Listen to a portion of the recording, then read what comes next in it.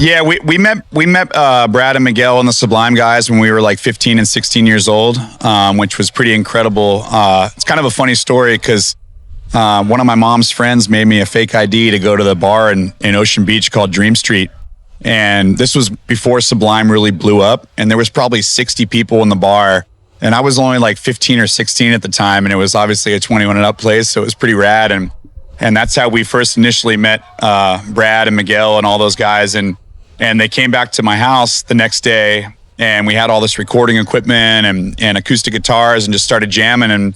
And from there, he kind of just like took us under his wing like we were like his like younger brothers. You know what I mean? And we got to experience so much cool stuff from, going to their shows, just kind of guitar teching, cruising around Long Beach with them. And it was a special like 3-year time of life, just, really learning so much about music and kind of, I remember when Brad and Miguel were like, the biggest thing you can do is just be on the road.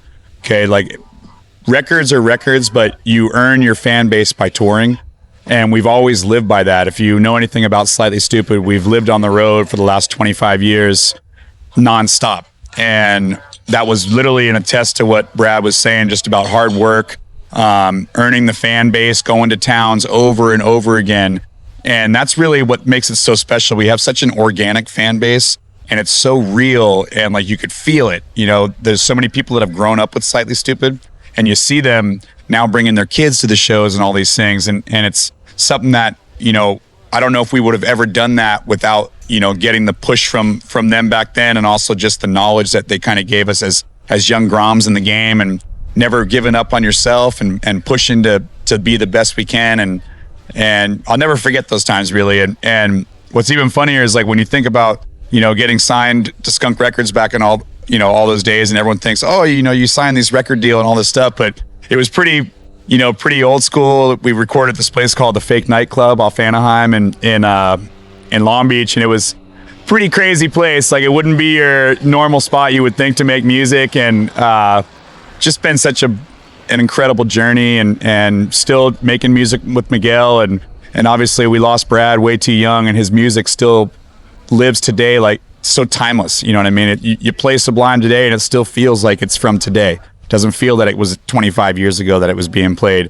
And we'll always love those guys and appreciate the help that they gave us in the beginning and just the advice. I always tell that to any musician, like go out there and work. So many people, we live in such a social media world now, the drill. Like everyone's always on some sort of device, and back then we had to paper flyer, we had street teams, and there was no GPS. You would print out like a MapQuest or whatever and tour the world. And so there's such a, when you build that kind of organic fan base through that, it turns into what this is. It's such a special thing. And like if all these summer tours that we do now turn into these huge, like just family events, you'll see people that are 5 years old. You'll see people that are 70 years old. And we call them stupid heads. And there's a lot of similarities to the Deadheads. Same vibe where they travel everywhere. And it's just, we pinch ourselves every day. It's incredible. There's no rhyme or reason. And just, I believe that, the message that we're putting out there, it absorbs into so many people and they appreciate the vibe and we appreciate their energy as well. And something I'll never take for granted. I love what we do. I think I'll probably always play music until my fingers fall off or I can't sing anymore. And me and Kyle, we've known each other since diapers and we're living the dream. It's like brothers from other mothers getting to travel the world playing music and just coming out here every year and seeing all of our friends that we've toured with for 20 years. It's just like, man, it doesn't really get any better than that. In all honesty, it's like, Christ, what you couldn't really dream any sort of different scenario. You know what I mean? And all the grind to get here was what makes it so special. You know what I mean? I never forget the old ways of touring, from sleeping in the van to sleeping on people's floors, literally playing in front of security guards and bartenders.